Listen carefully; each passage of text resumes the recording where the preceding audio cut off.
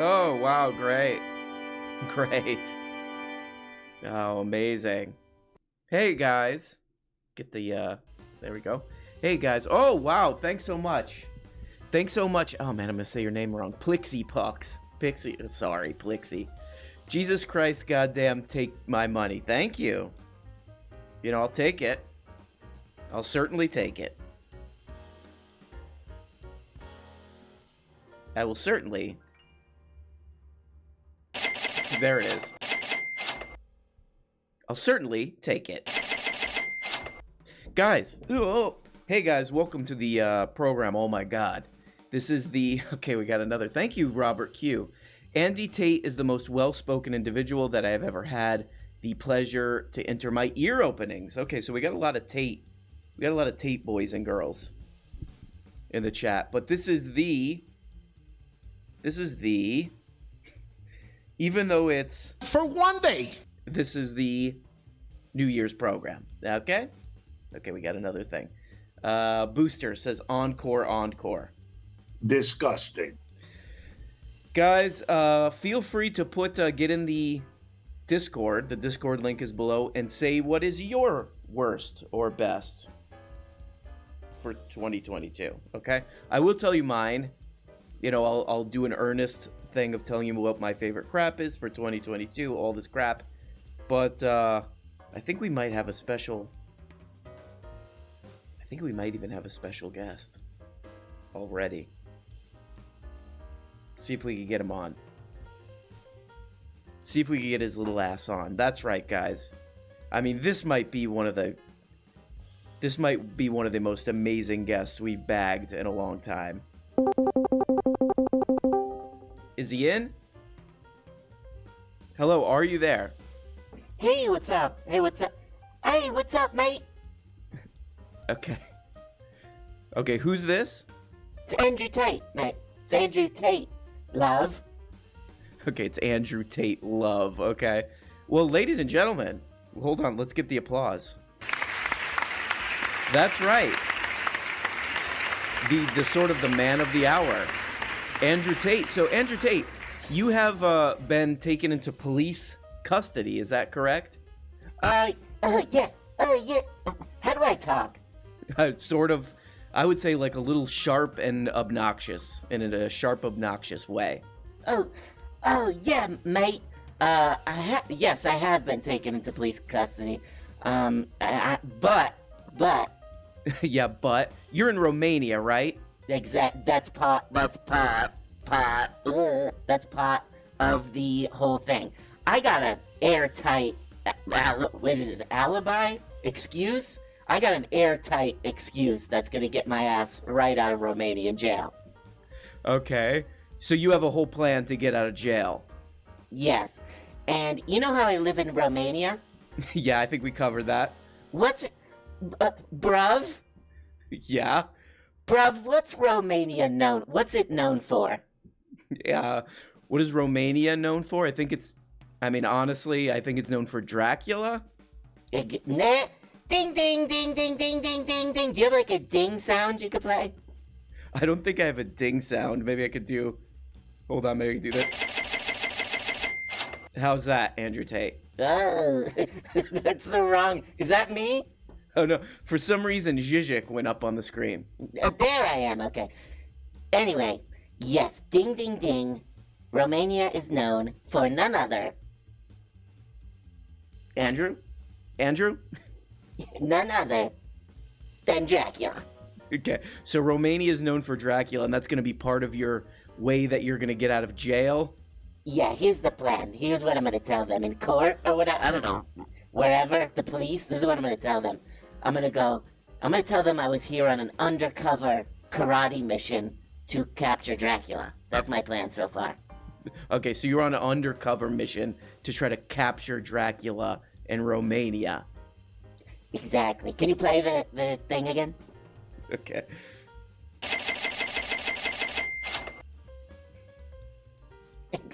Sorry, I was doing karate kicks. Ding, ding, ding, nailed it. Nailed it, exactly. Nailed it. So I'm gonna tell them that, and then, I think I'm gonna get right out. Okay, so what happened? You're gonna tell them that you were trying to capture Dracula, and then what?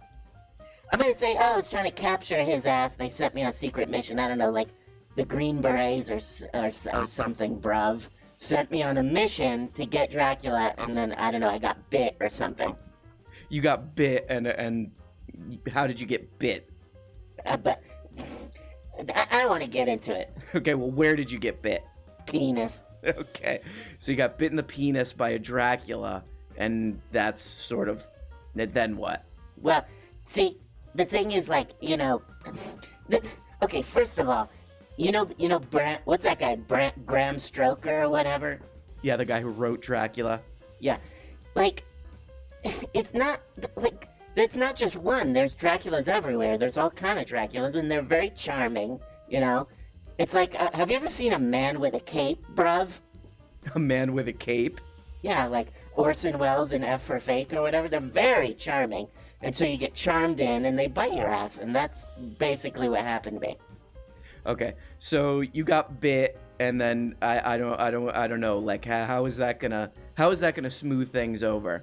Well, first of all, I'm gonna be like, oh, I don't know, like all that stuff I was doing was under the influence of Dracula venom, including all the crap I was saying, you know, all the crap I was saying online. Okay, so all the misogynistic stuff that you were saying online was for Dracula, from Dracula venom. Yeah, are you laughing about it? No, I'm not. I'm literally just. You're laughing. You're being really annoying about it. Okay, well, it doesn't sound like a great plan so far. Now shut up, God, what is it, like you're like not masculine or something? Okay, well, sorry. God, have you taken my course? Yeah, I did watch your course on YouTube. Oh, you didn't pay the $50 for it. Okay. Anyway, so so I think we got that covered. That's your plan to get out of Romanian jail.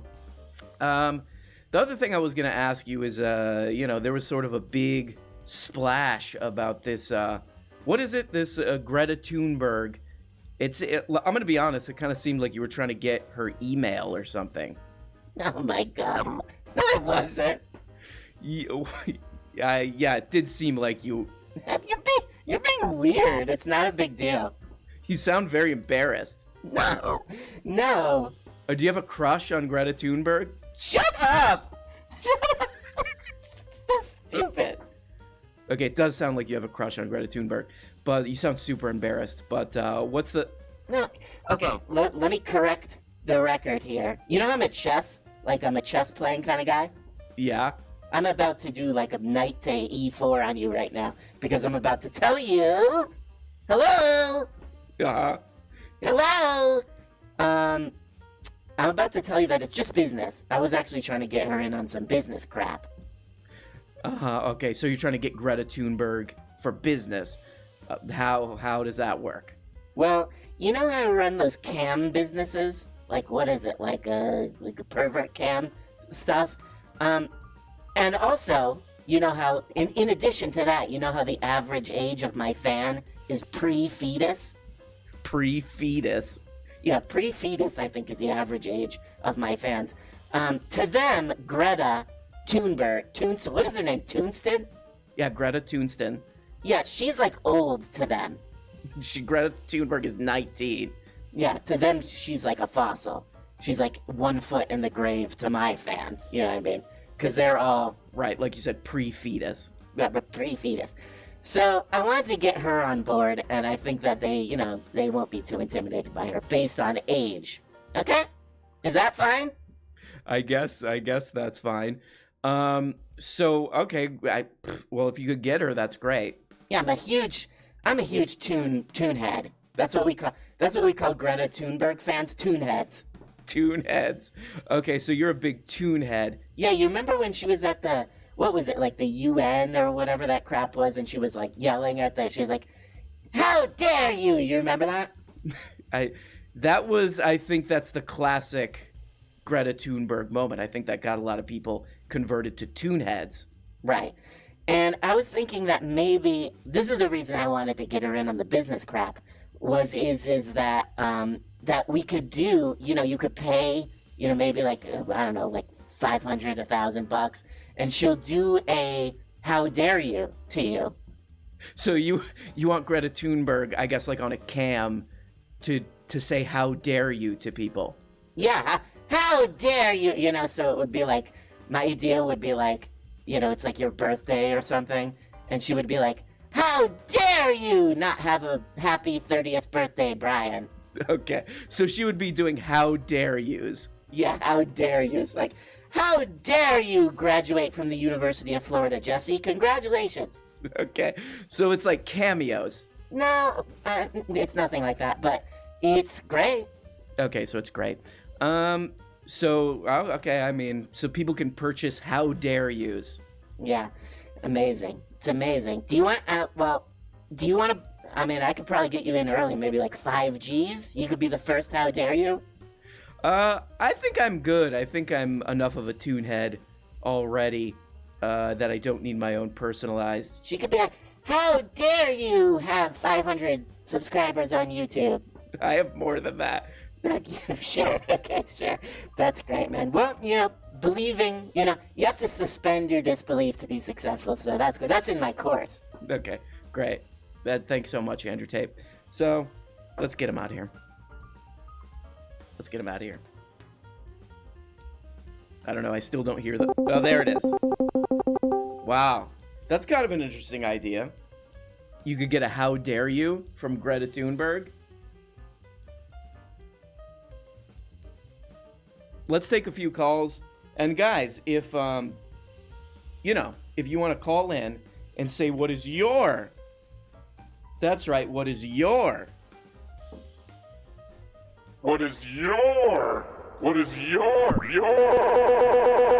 best and worst of 2022? Go ahead.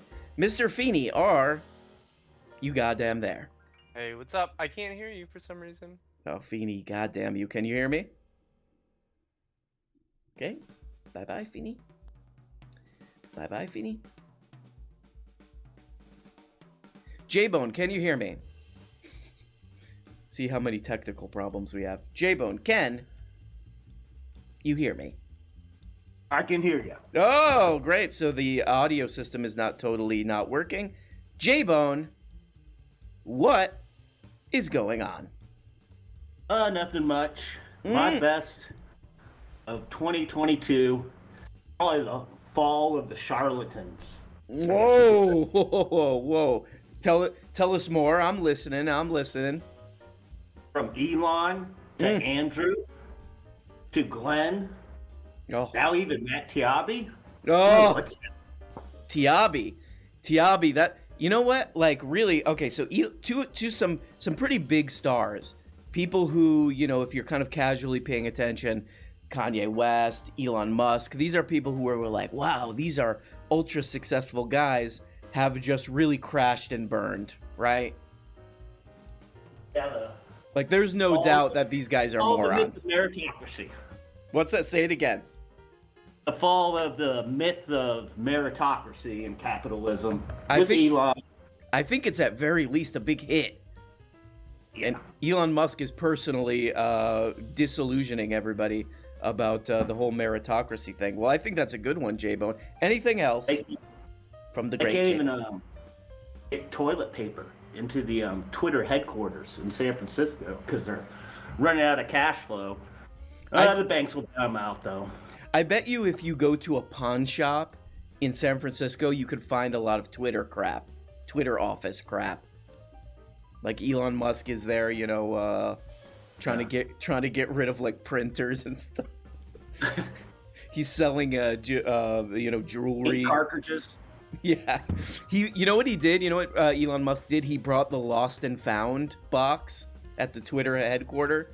Somebody's lost cell phone, you know, somebody like lost a scarf. He probably brought that to try to get some money from the pawn shop. Well, J-Bone, I love you. You have one of the best voices of, I think, the Discord. What do you think of that? Oh yeah, kind of Texas. It's kind I'm of. actually sober, so this is sober J-Bone. Oh, how long have you been sober? A couple hours? Yeah, 8 or 9, 12 hours. Are you gonna have a few drinks for New Year's? Yes. Okay, and Starting pretty soon. then you're gonna drive an automobile probably, right? And then ride into a ditch or something. No. Okay, Uber good. car. Uber cars. Okay, perfect.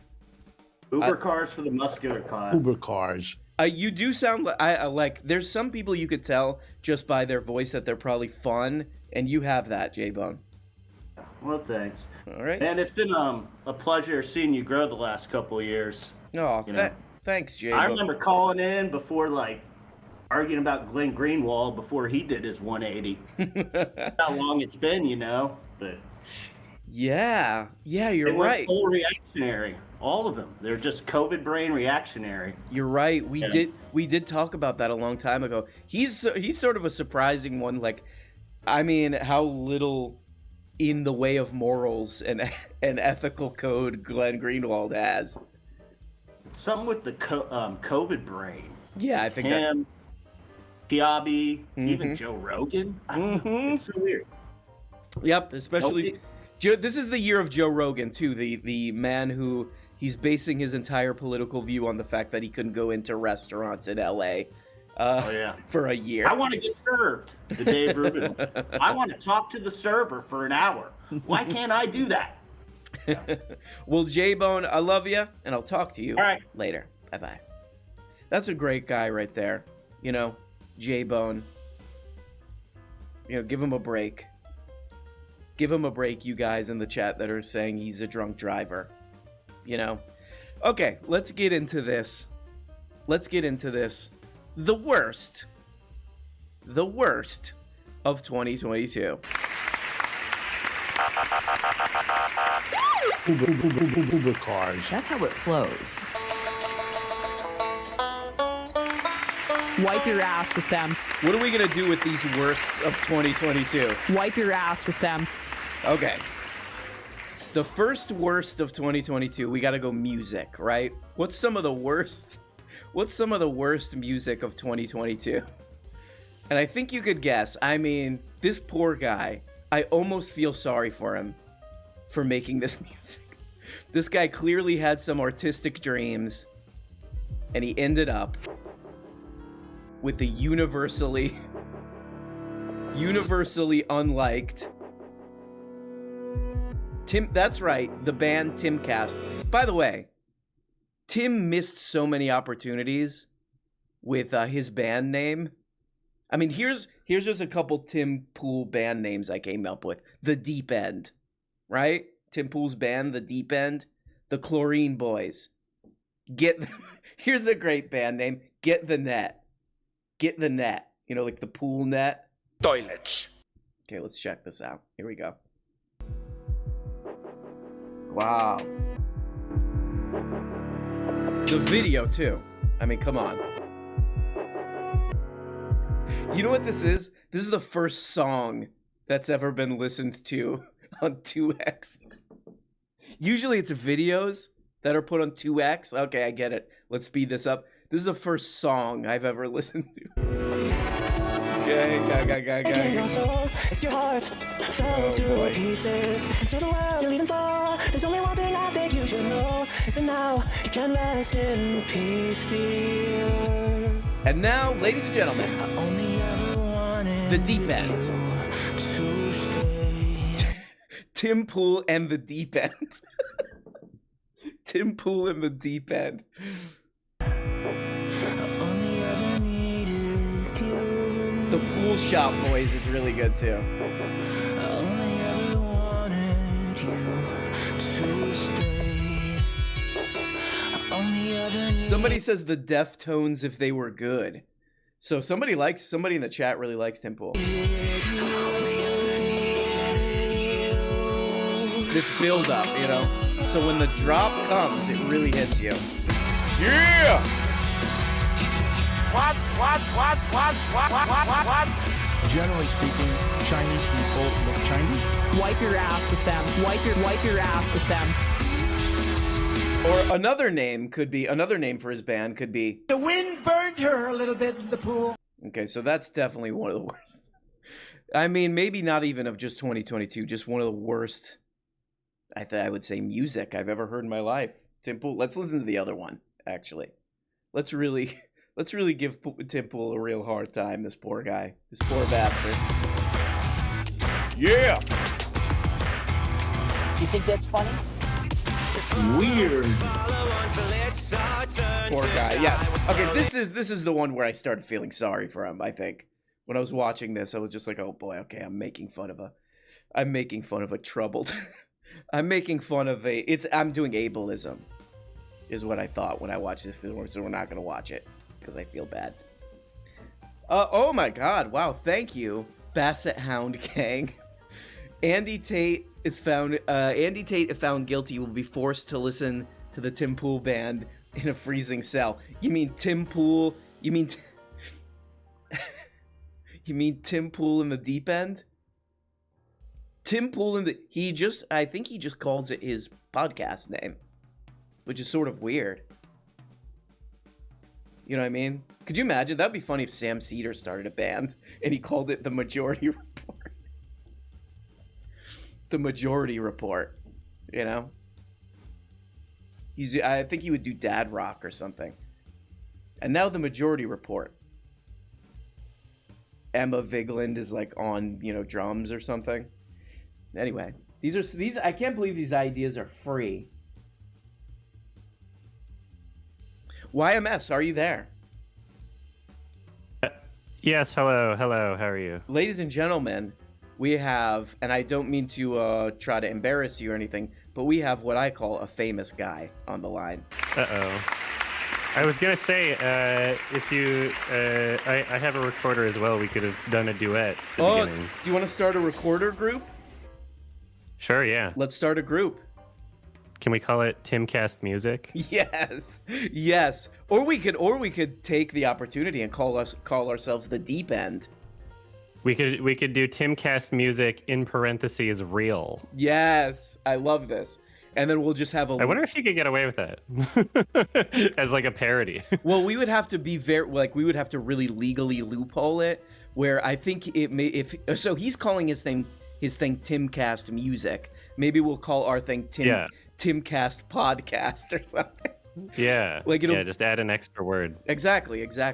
But YMS, thank you so much for talking to me. As always, you are a much bigger channel, so I feel like I'm not worth your spit. That's the attitude of YouTubers. If you're a lesser YouTuber, you're basically you're basically trash. So I do appreciate you for lowering yourself to this level. Oh, it's okay. All right. Yeah, I've shrunk myself down to the size of an ant to be on this podcast. Well, speaking of body size and creatures of different body size, I was listening to your Avatar 2 review, and I wanted to say you confirmed some of my suspicions, which is I have no interest in watching this movie for some reason, and I liked the first one, and I like James Cameron. I call him Jim Cameron. I like him a lot, but I just have no interest in this. Can you tell us maybe in your brief summary for people who maybe haven't watched your video, which they should? What's the problem with this movie? What's the main problem with Avatar to you? Avatar 2.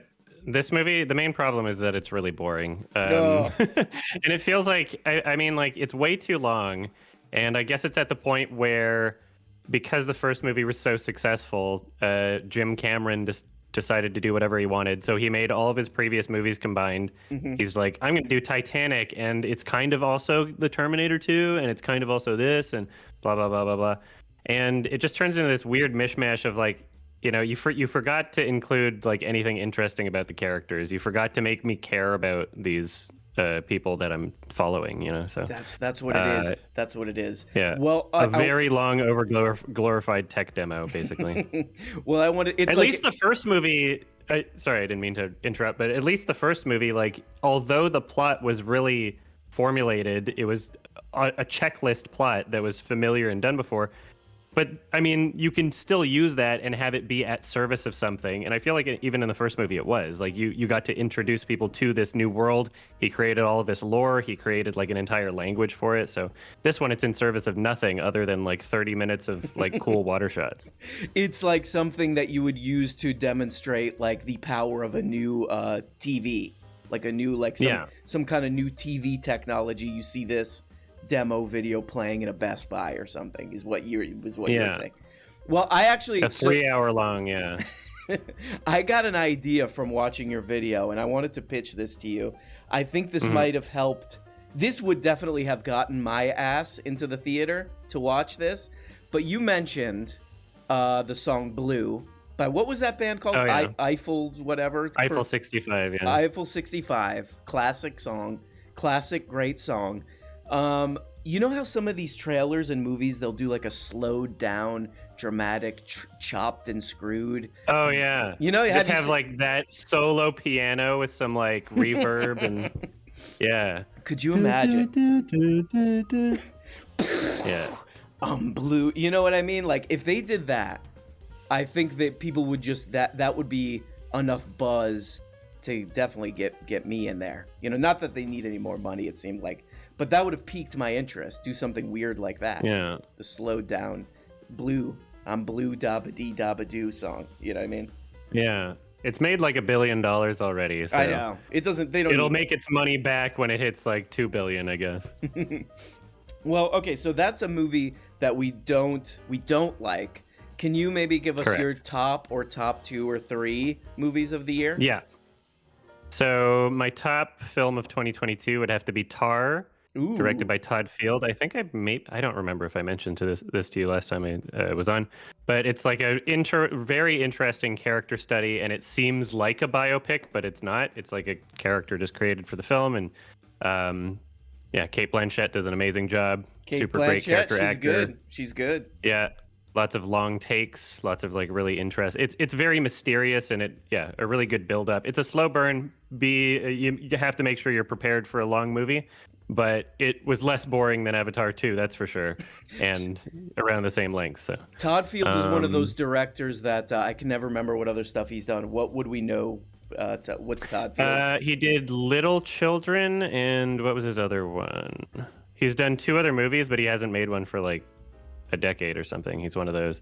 Little Children and In the Bedroom are his 2 only other movies, and they were both like Oscar nominated for things. I haven't seen them. I don't know why I haven't. But yeah, 2006 and 2001. Hasn't made anything since. And I'm predicting at least like a Best Actress for Cate Blanchett. That would be weird if that didn't happen. I totally forgot Todd Field is Nick Nightingale from Eyes Wide Shut. But oh yeah, that too. Yeah. Yeah. Okay, so that's number 1. Is there a number 2? Mm-hmm. I don't know. Well, so there's 2 other movies that year that I rated 9 out of 10. One of them is The Banshees of Inisherin by Martin McDonagh, Colin Farrell, and Brendan Gleeson. So if anybody's seen In Bruges, it's literally the same director, same main 2 actors. Ooh, In Bruges is a classic. Yeah. So the team is back. They made a new movie. It's very different though.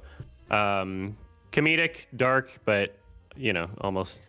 Does it not have kind of extreme in both areas? Does it not have the goofy, sort of silly quality to In Bruges? Oh, it does. Okay. It definitely does. Okay. But I don't want to spoil too much. So okay, just be prepared. Be prepared for something that is like a bit more dark, I guess. Okay, and number 3. Than In Bruges. What's the third? I guess Everything Everywhere All at Once would be. Yeah, that's my other 9 out of 10 for the year. Okay, I know that one, like everybody's been telling me to watch. It's like one of the big. Oh, movies. you haven't seen it? Okay. I haven't seen it yet, but it's worth it. I'm almost like enough time has passed where it's like, will it even live up to the hype now? Because now, if everybody's telling you it's the best movie ever, like, I don't want to.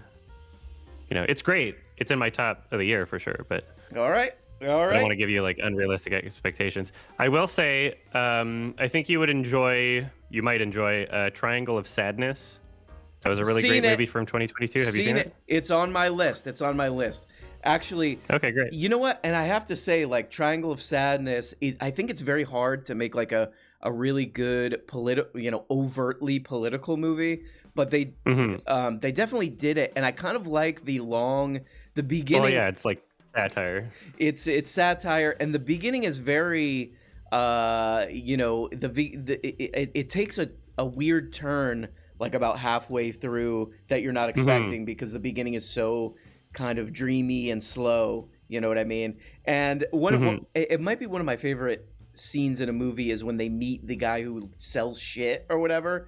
He's just such an interesting relief to the whole beginning part. But amazing movie, amazing, very strange and well done movie, Triangle of Sadness.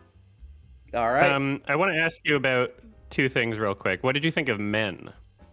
Did you watch Men, the Alex Garland film? Haven't seen it. No, you haven't seen it. Okay. That one's a little polarizing. So. Oof, I like Alex Garland, but I like Ex Machina and all that stuff. But is it good? What's your take?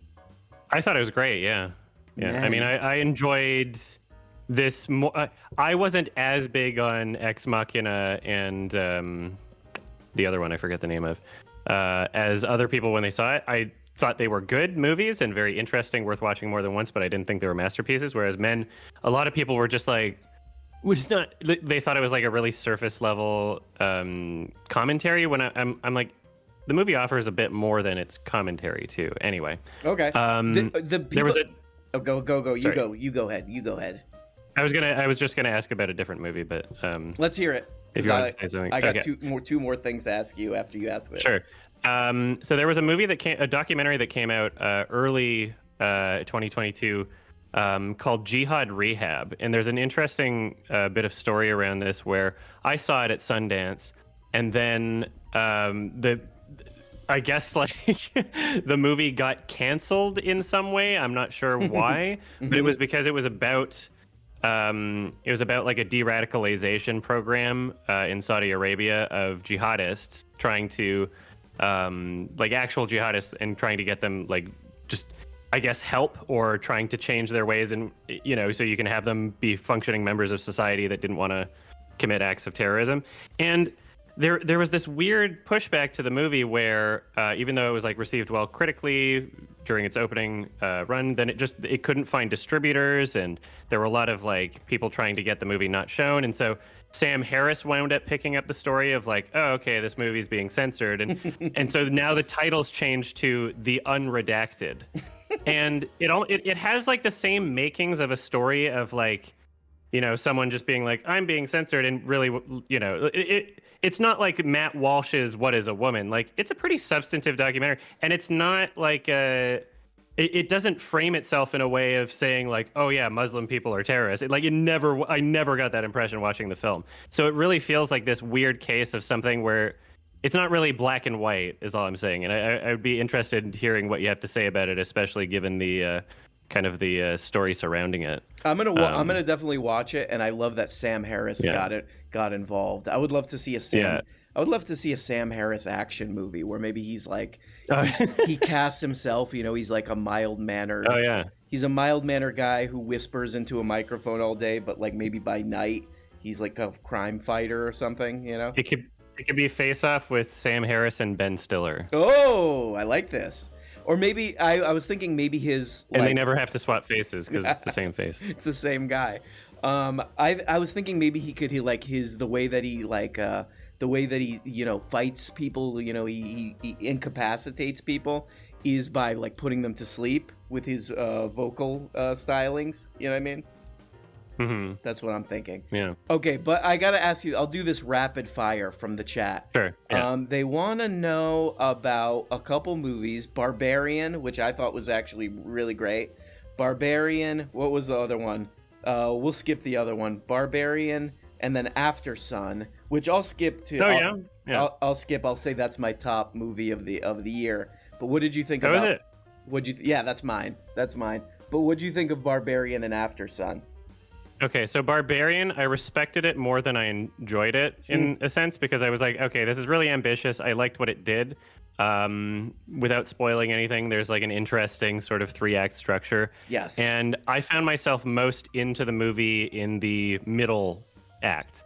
I thought that was like the most fun that I had, whereas first part of the act a little too overly familiar and not enough like satire, not enough like self-awareness.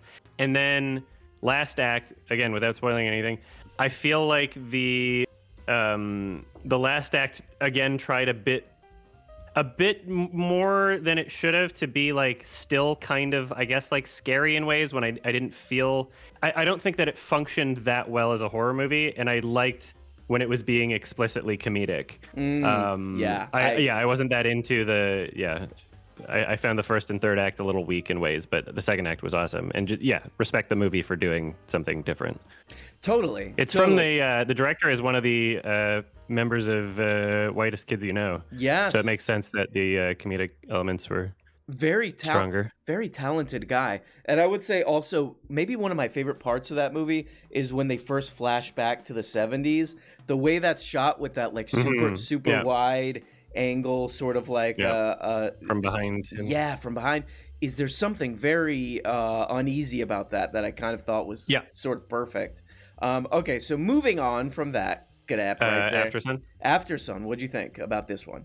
I enjoyed it. I watched it twice. Once at Toronto Film Festival and then at Vancouver Film Festival. And I wish. How do I say this? So there's a lot about it that's like really mysterious, and I love that there was a lot to read into. And having a conversation with people after the first watch, we pretty much clued into exactly like what was going on and what it was about without spoiling anything.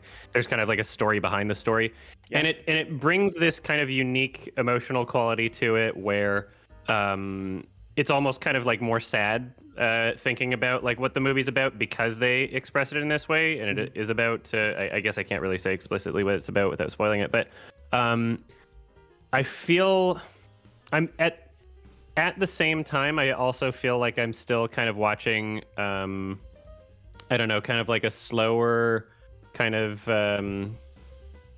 I've seen a few British movies that kind of feel this way.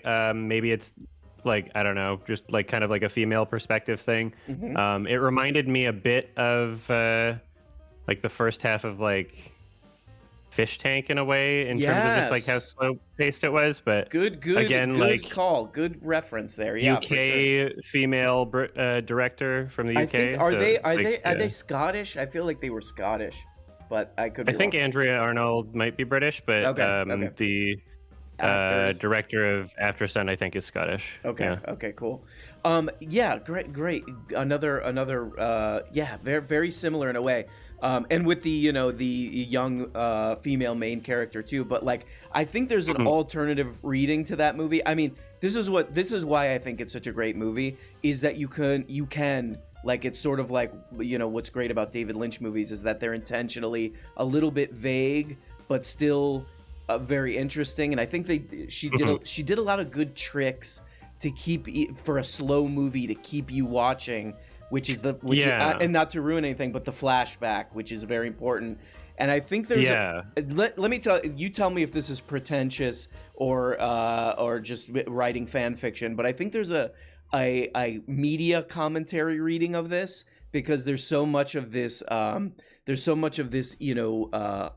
Super 8 camera stuff, and not to give away the ending, but there is this commentary of like what's actually going on behind the camera that you can't that's interesting, that you can't see and that you can't know, and that's really like makes things it's so much more complicated. And like now we really are flattening things with the media, you know what I mean, and life is way more complicated. That was to me, maybe you could also say that about like even nostalgia, and like looking at the past, or like 90s, all this. Yes. The pretty intentional soundtrack, like they had like Aqua playing like at the bar and stuff, and I guess even the idea of it like taking place at a resort, where something might be happening behind that. Yeah, that's an interesting way to look at it. Another for funny sure. thing was that when I first started reading about this movie, before I saw it, people were like, "It's such a heartbreaking movie," and I guess of course, there's a reading on it that it is very heartbreaking. But there's no like, we're used to waiting for some horrible tragedy or something intense to happen in a movie, and this movie, I feel it kind of plays with that a little bit. Mm-hmm.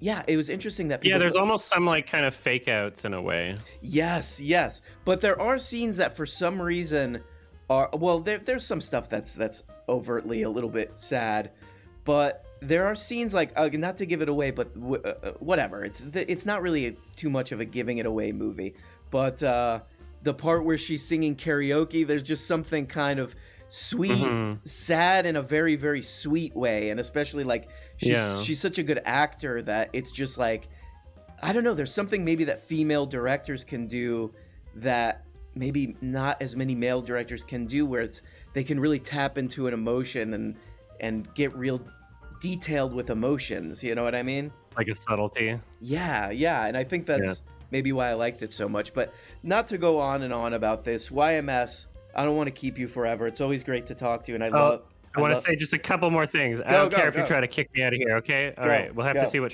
Charlotte Wells is like directing-wise afterwards. Yeah. Best show of the year? Yeah. The Rehearsal, Nathan Fielder. You have to watch it if you haven't seen it. I don't know if you've seen his previous show, Nathan, for you, but you got to fucking watch this show. It's incredible. I'd vouch for that. Yeah, for sure. Yeah, it's like Synecdoche, New York by Nathan Fielder. Also, the thing that got claimed in your Patreon video you post, just release that on Vimeo or something. Yeah, you're right. I can walk you through how to like fight the copyright claim, because I can actually.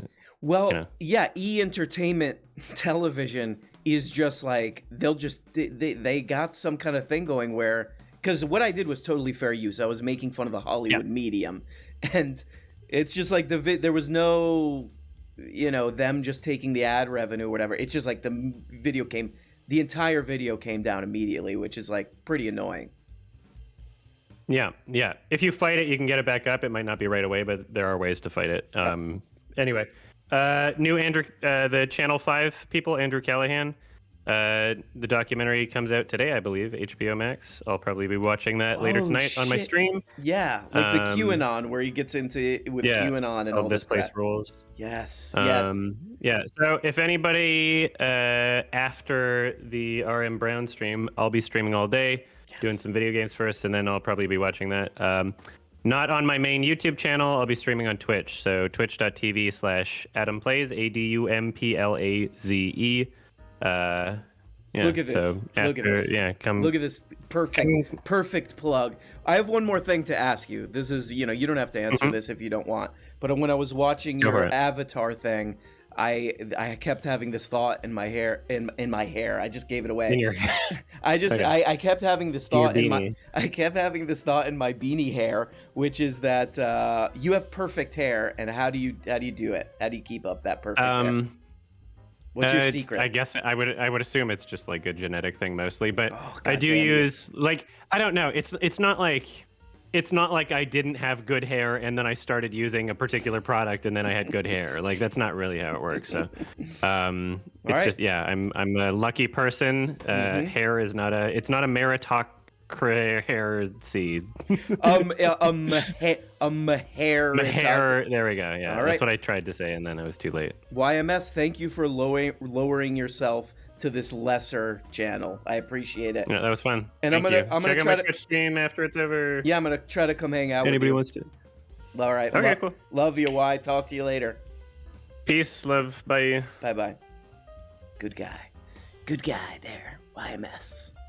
So yeah, those are my. Let's see. What else did I have? So I just gave away favorite movie of the year. After Sun. Okay, that's my favorite.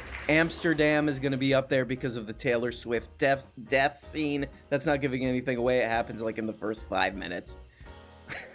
They push Taylor Swift's ass underneath a car, which the entire movie is worth it just for that.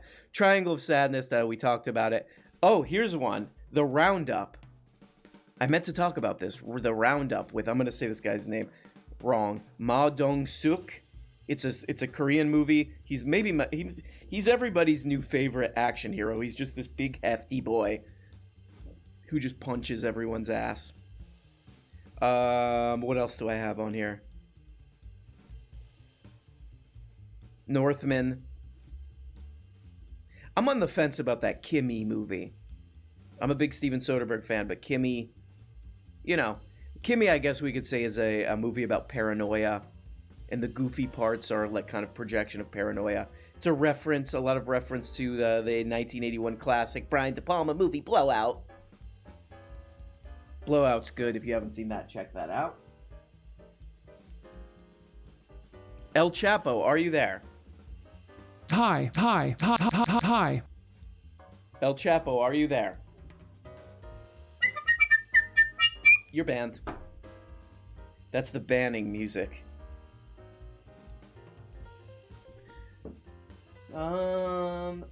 Let's try Feeney again. Feeney, are you there?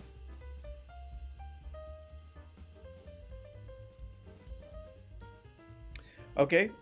Best pop albums of the year. Rosalia, Motomami. I gotta. Can you hear me? Oh, Jesus, Mr. Feeney. Coming in hot. Mr. Feeney, I gotta turn your ass down. We did it. Hold on. Mr. Feeney, you fixed your audio problems. 2022. 2022, baby. Here we go. Let's go. Do you say that? Let's go. Like quietly to myself, though, not like everybody who likes to yell it. Kind of a let's go. All right, Mr. Feeney, I love it. Are you the real Mr. Feeney? Or are you some kind of imposter Feeney? It was I'm the new real one. He kind of passed the torch to me, Well, okay, fraud Mr. Feeney, what is going on? Not much, man. Just wrapping up the year. No. Been a long one, doing a little more work, but it's the last day, so not doing too much work. Okay, you're kind of phoning it in a little bit. Yeah. Right. I think we all should be. Right? It's kind of a nice feeling where it's like, whatever. This year's over. Yeah. Who cares? Nobody's gonna fire me today. Yeah. So I could have a few drinks during work, while I'm at work at the kindergarten, right? That's right. That's correct. I love it. I could have a few drinks at my job as a bus driver. The year's almost over, you say, right? Yeah. Yeah. I agree. I agree with what you're saying, and I vouch for it. Well, Mr. Feeney, you are well loved by this Discord community, and I love you, and I will talk to you later. Take it easy. Bye. Yeah, I said all that nice stuff, and he's like, whatever. Fine. Mr. Feeney, I really like you. You're a good guy. We all love you here. Talk to you later. And he's like, okay. Great.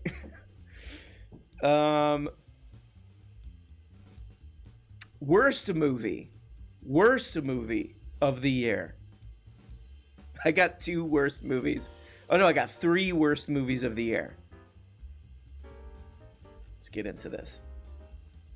Grep. Because today is a very exciting day because tomorrow is the official release of the Daily Wire's newest feature-length film. That's right, the film is called Shut In, and you can watch the official release tomorrow at 9 p.m. Eastern Time on the Daily Wire's YouTube page. Let me tell you why this film is so important, why it's worth your time to be part of this historic premiere. I remember this. I really like this. This is very old-time Hollywood of like, Let me tell you why this movie's great. Hi, welcome to my movie.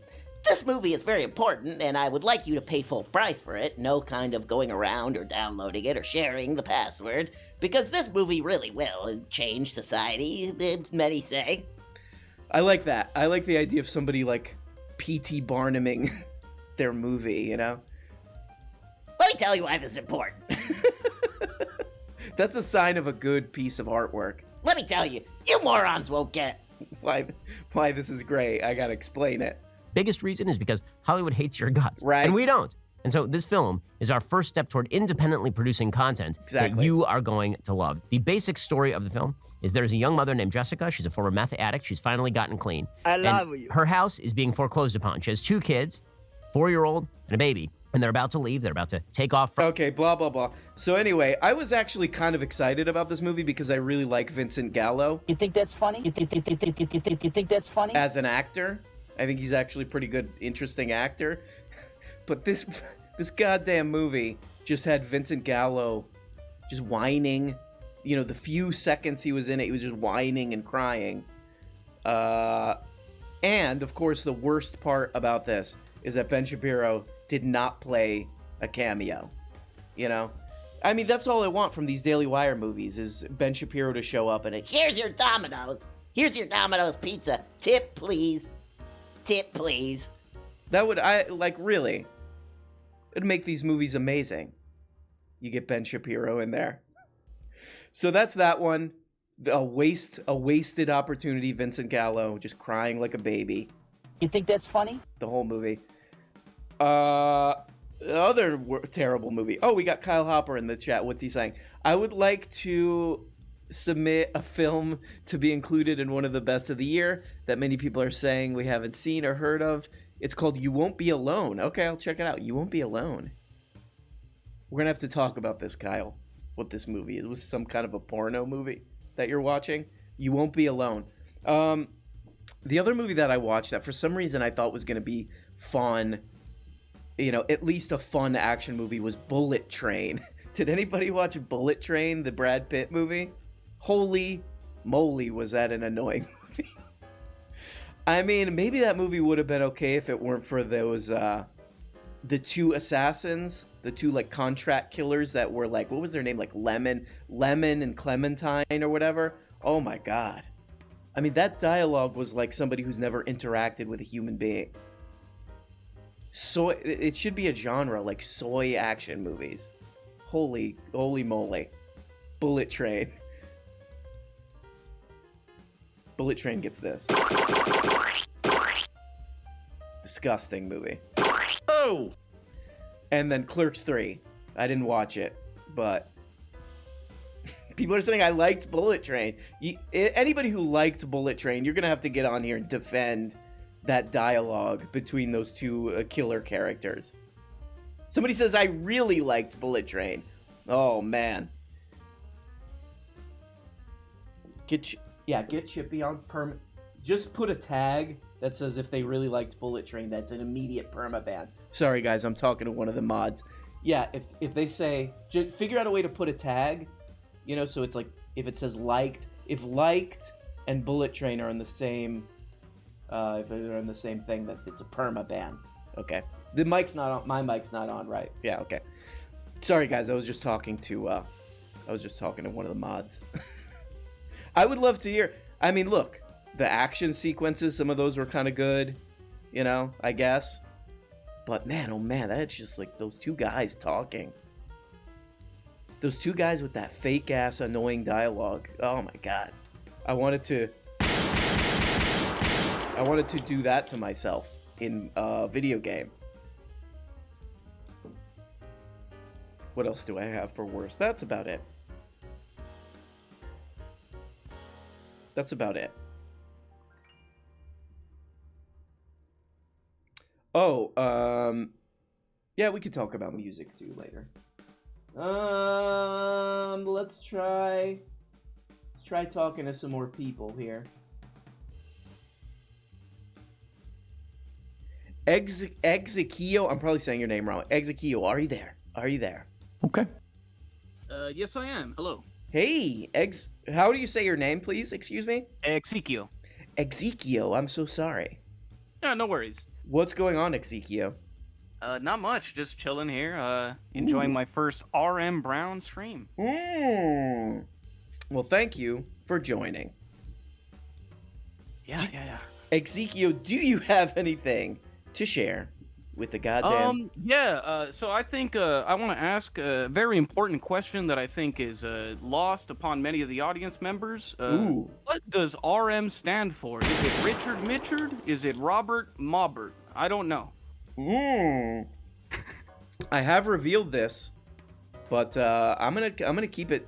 I'm gonna try to be sort of mysterious. You know what I mean? Right. And leave it mysterious. But I appreciate your concern. Ezekiel, are you having fun? Did you like Bullet Train? Did you like the movie? No. I only tried to get banned by saying I liked Bullet Train. You were trying to purposely get booted. Yes. So I saw your conversation with the mods. Oh my my God! To get in on that action. Oh, the mic was supposed to be off. I can't believe that. Oh, this is pretty. Pretty embarrassing. First RM Brown stream, already a slip up like this. I mean, me and the mods are gonna have a long talk after this. All right. Perfect. Well, Ezekiel, I love ya. Have a good. You gonna get into any problematic things for New Year's? No, probably just do the same things I always do, which is just like get really drunk at family gatherings. You know. Do you start like looking for a family member to kiss at midnight? Does it get to that? I'm sorry, I'm Mexican. I'm not white. Yeah, that is kind of how we do it. But I appreciate it. I think you're gonna have a good time. But please. And I do apologize for like the unbelievable. Yeah. But you gotta really go for it. I think this year, like really go for it. Just get. I'll be fully American this year. Yes, I love it. Ezekiel, have a good New Year's. Talk to you later. You too. Love you, bro. Love you. Bye bye. Nice guy. He's gonna get totally wrecked with his family. You know, makes sense. He's gonna do this with his family.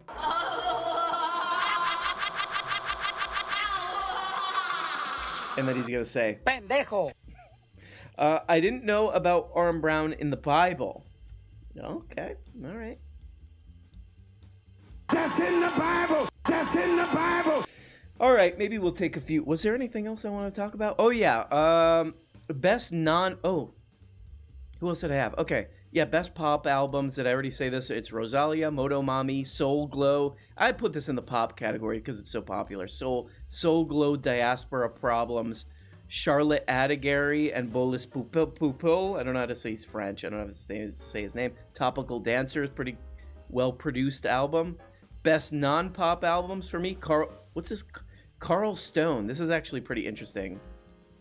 Maybe I can play some of this. I'm kind of really feeling this guy's weird music. Carl Stone, the album is called Wat Dong Moon Lek. Oh my god. Hi. Sort of what it sounds like. I would check that out if you're into kind of experimental music. What else did I have on this list of favorite crap? Oh, Yasuaki Shimizu put out a new album called Kirin. If you don't know who that is, check him out. Yasuaki Shimizu. Kirin. Legendary saxophonist, I think he is. Check out that album. Check out his older one, too. The one with the cat on it is a classic. Okay. Let's try a few more, and then we'll get out of here. Oh, you know what? Actually, we have a few more people of the year. Oh, let's do, okay, so this is another, the next awards.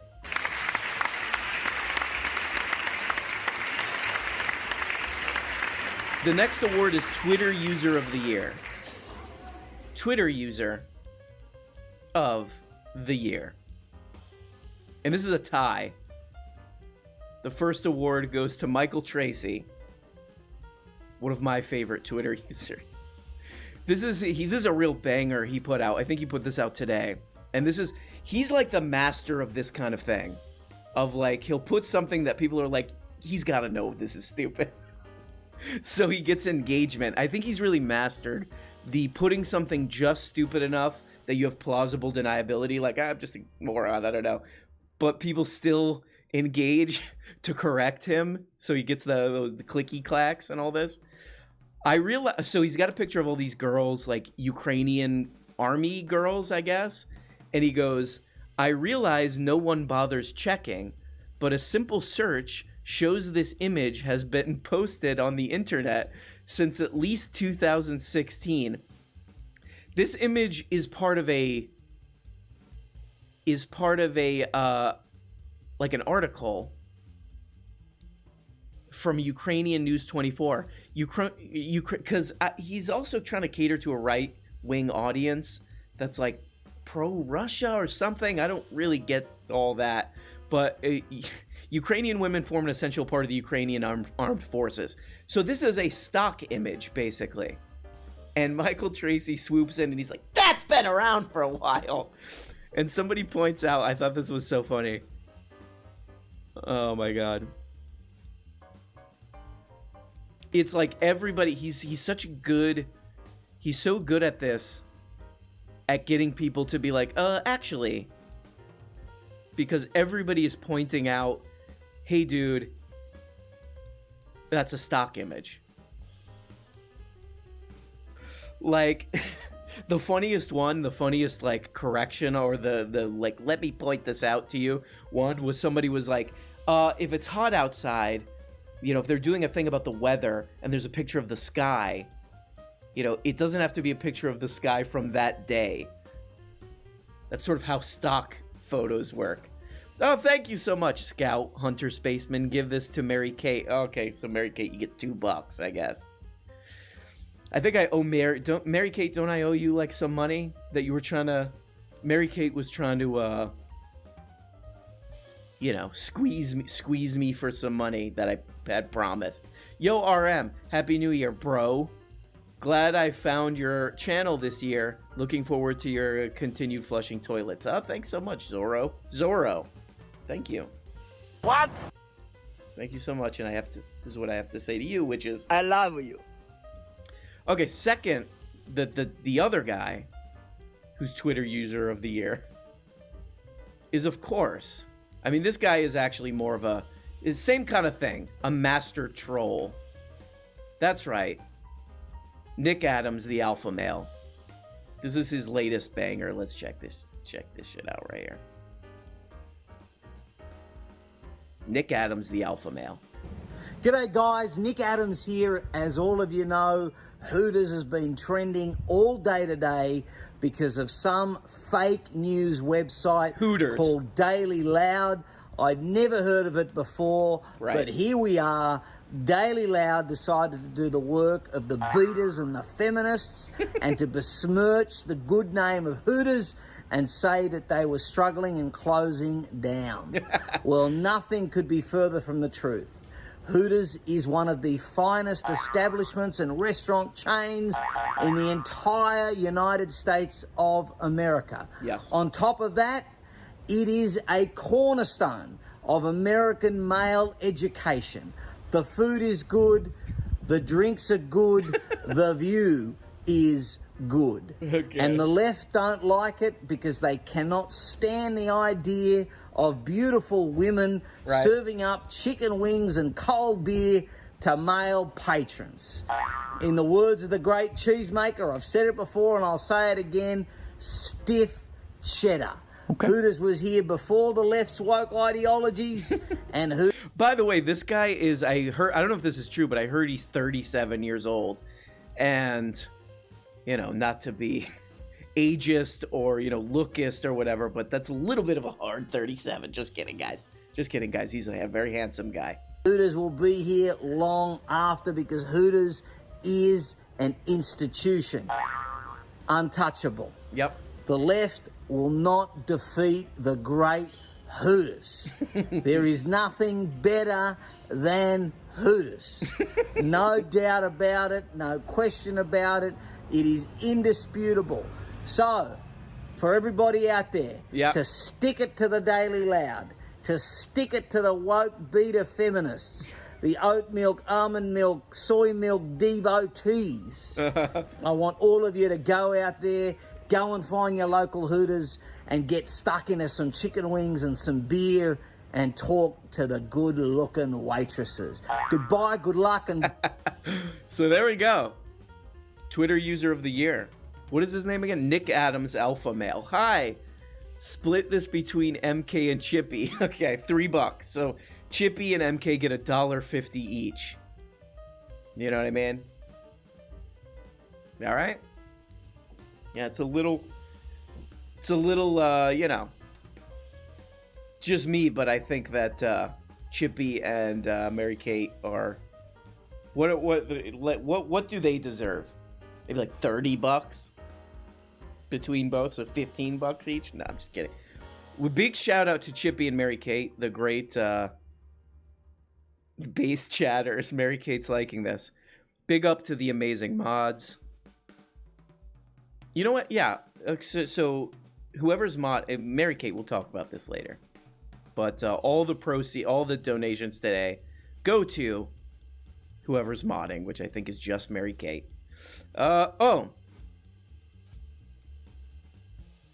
Today we're going to start with...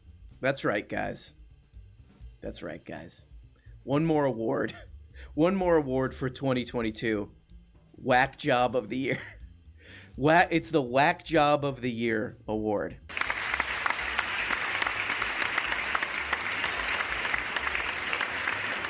That's right. They sound like this. Arun Brown. It's this guy. What's this guy's name? You've probably been hearing about him. George Santos. This guy is just like, I mean, he is kind of doing not really talented Mr. Ripley shit, but he's doing like, what he's really doing, it feels more like Color Me Kubrick. If anybody's watched that movie, it's a great movie. Go watch that movie. It's like, honestly, one of my favorite it's my favorite John Malkovich movie. Color Me Kubrick. Yeah. Oh, but this is what you say. Oh, better than being John Malkovich? By far. By far. And basically, it's based on a true story. This guy just started lying, telling people he was Stanley Kubrick. And they would, like, give him money, give him free drinks and all this, which is a great idea. I mean, anybody out there, try that, Hey, I'm whoever. I'm Sam Harris, I don't know. You know what I mean? Try that. But that's who this guy reminds me of. Just a guy who, like, kind of can't stop lying. This guy, George Santos, he's a Republican congressman. He's like, it just keeps getting crazier and crazier. We'll watch this. This is the latest thing. And David Paxton, this guy. Crypto salesman David Paxton. I'm just kidding. Arun Brown. Oh, I got to say thank you to Park. Thank you, Park. We love the show. The guy who called with the kids. Oh, thanks, Park. Keep that little smug. Keep that little smug. Park, I hope you... Keep that little smug. And I also hope you... Make pee-pee. And finally... I love you. But anyway, yeah, this guy really... This dude can't seem to stop lying. It's sort of crazy. Here we go. With two different interviews. It's a tale of two interviews with liar Congressman-elect George Santos, a Republican. Brown. In the first interview, we are going to see George Santos interviewed by a woman named Sky Ostreicher from the Political Personalities with Sky program. Okay. This seems to be almost like a friend of his. In fact, it seems maybe they do know each other from watching the interview. Right. Friendliest interview in the world, and yet it still is a disaster based on the continued lies that Santos tells. Later, we will look at... Yeah, like this guy, this kind of lying seems like compulsive. Like this dude, and, he keeps telling the lie, keep telling the lie until it's true kind of thing is going on with this guy. Because at this point, even me, known liar, me, known degenerate liar, me, at this point, I would be like, okay, yeah, look, I was lying. I was lying and I got caught, and I'm a weird guy. I don't know. Maybe I need some kind of therapy or something, but yeah, I don't know. Sorry, I guess. But this guy just keeps doubling down and defending himself and all this crap. Now Fox News correspondent or contributor Tulsi Gabbard interviewing George Santos. Dizzy Izzy says Tupac or Biggie. Honestly, I would go Tupac for that. I know that's maybe a little bit controversial, but... And you know what? To Tulsi's credit, she does a good job of calling out his lies. So let's jump right into it. As a reminder for context, this is George Santos, who won a seat at the U.S. House of Representatives as a Arun Republican. Brown? He basically made up his entire life's history. He lied about his work history. He lied about his educational history. He lied about being Jewish. He said he's gay, and it does appear that that part is actually true.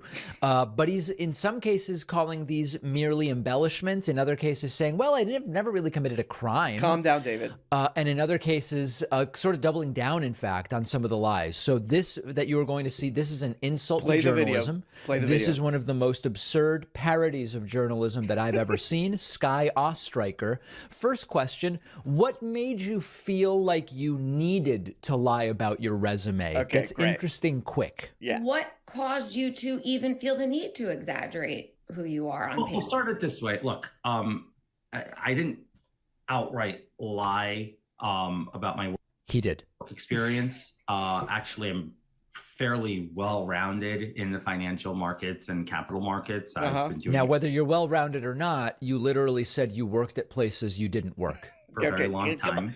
Go on, David. But I'll take you back to the beginning. So I worked as a customer service agent for 6-7 months of my life or so, 8 maybe, at some point in 2011, 2012. Okay.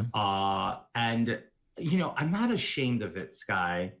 But the moment I put that on a resume and I put it out there, elitists like the New York Times like to call blue collar jobs like that odd jobs. Guys, you see what's going on here? Yes, I do, David. This is kind of amazing. This guy, he's just like working it right into the so you lied about your resume. It's not even, but you got caught lying about a bunch of stuff, including your resume. And he's like, elitists are being mean to me because I didn't have these prestigious jobs that I lied about. And, lying about your job, whatever. Everybody does that on resumes, We're all lying about our jobs on a resume. Ooh, here's one, for example. Ooh, I'm actually a Starbucks. I work at the Starbucks as a spy, as a sort of spy. This is one that I tell people, if I'm out on a date. Do I work at it? They're like, hey, I saw you working at that Starbucks. And then I go, oh, I'm actually working there as a spy to make sure the workers are doing good coffee jobs. We all lie on our resume, but when you get caught lying about a whole bunch of everything, then the house of cards is done and you just do the thing of, I'm crazy. I got problems. You just do that. But this guy's like, you got to hand it to him. He turned it into some kind of, the elitist don't like that I lied about my job and I actually have more working class job. All right. All right, guy. Amazing. The Color Me Kubrick, it's a little bit of a deep cut, that movie, but the compulsive public lying, kind of amazing. All right, we'll take a few more calls. Take a few more calls and we'll get out of here. The Fed, are you there? Yes, I'm here. Hello, the Fed. Thank you for joining us. Are you upset about this Hooters thing? That people were lying about Hooters being closed? Honestly, I was in a conversation in your other chat. Oh boy. I apologize. That That happens a lot. People are having their own special parallel show in the Discord. Yeah, well, we were having some pretty good conversation in there, man, about different roots of the problem with capitalism and right. No, that's what I know. You probably don't have much time, but there's a lot of let's be honest. So there's a lot of intellectual discussion, but there's also a lot of pervert stuff going on in that Discord, right? Can we be honest about that? We can be 100% honest about that, yes, sir. So we're gonna ban. We're just gonna take down we're gonna take the towers down now on that Discord. Yeah, go ahead and put the bombs on it. Exactly. Well, the Fed, what's going on? What do you got to tell us today on this New Year's extravaganza? Well, to be honest with you, Mr. Brown, I just wanted to come on here and tell you thank you for what you do. I know that a lot of what you do is satirical and comedy and everything, but you really do point out a lot of issues and you talk about it realistically. And I know you get people coming on all the time that come on and just flower you with love and everything. And I love your show. Don't get me wrong. Yeah. But the thing is just, so I'm from Oklahoma, Mr. Brown. And yeah, I love in it. Central Oklahoma. And you're from Texas, correct? Yeah, well, I'm not from here, but I live here, yes. Okay. Well, see, I was born and raised here, and I kind of have a odd perspective, I guess you could say, on really the way of the world works, because I started when I was raised up. I was just I was raised like a right-leaning Southern Baptist conservative. Wow. You know? Yeah. That's all I knew. And then whenever I grew up, I had an accident. I had a really bad accident. I had a 50-foot fall. Oof. I was in a lineman training, becoming a power lineman, and my safety strap broke at the top of a 50-foot pole. Wow. So you were up there doing some repair, and you fell off of this? No, I was in training to actually do the work. Right, like you were I in was training. Okay. Right. Yeah, I was at a technical school. I'm not going to name the school or anything. But so your strap, the thing that's supposed to secure you, broke, and you fell 50 feet. Oh my God. Yes, sir. Oh. Yeah, I broke basically every bone from my chest down. Oh. And man. But hey, listen, I've lived a privileged life. So like what I can tell you from like that experience, because I was kind of taken through the ringer with pain management, taken through the ringer with, and then I started kind of open my eyes to how bad the opioid crisis was. Like, and I told you, starting out, I was, really right-leaning Southern Baptist, had this extreme Christian faith. Yeah. Even though I know I didn't get real feelings from church, all the only feelings I really got were like emotions from the music or whatever you want to say. Yeah. And not putting anyone's faith down. Like, they can do whatever they feel like, makes them happy or whatever. Yeah. But after I went through that 50-foot fall, I was extremely strung out on opioids, because as soon as I got out of the hospital, and this may sound like an excuse, but I mean, I was kind of addicted to probably the hardest medication, you can be on, because of how much pain I was in. Oh my God. I mean, very understandable. Yeah. And then after I got out of the hospital, I was in there for a little while.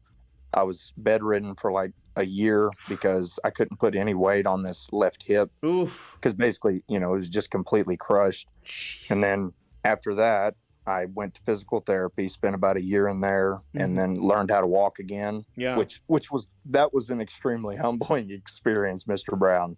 Yeah. I've heard this from people before of like, you have there was a guy who I met, I think I've talked about this over a decade ago, who he was an electrician, and he was repairing something in a like a very high ceiling somewhere, and he got electrocuted and he fell, and oh man. Yeah, and long story short, he went to the hospital, and he flatlined. He had a near death experience, and he claims to have seen he claims to have had the DMT experience and all this, and it really changed. Like, he did a total 180 on his view of the world entirely from that experience. And that's like really why I wanted to come on here and talk to you, because I can't really I'm not trying to get emotional on you, but I don't really know how to put it into words how it feels to completely change your perspective and the biases that were built when you were growing up. And I love my parents. My parents are my treasures. My grandparents are my treasures. And you want me to be honest with you? They're long gone, man. Like, I love them and I talk to them. I'm very close to them, but they are long gone. And it hurts my soul, because like those my are dad, your family, and you really want to feel connected. I mean, I feel the same way with a lot of people that I know, is that it's just you can't make it work, And I know, and it's heartbreaking, man. It really is, especially like I told you, I'm in Oklahoma. Yeah. And that's really all I'm surrounded by. And I may sound kind of aggressive in the way that I'm saying it, and it's really because I am, man. Like, with the way that my mind works now, because I remember whenever I went through physical therapy, I learned how to walk again. Yep. I decided one day, especially after I felt like I could deal with the pain, I decided to get off the pain medication. So that's good.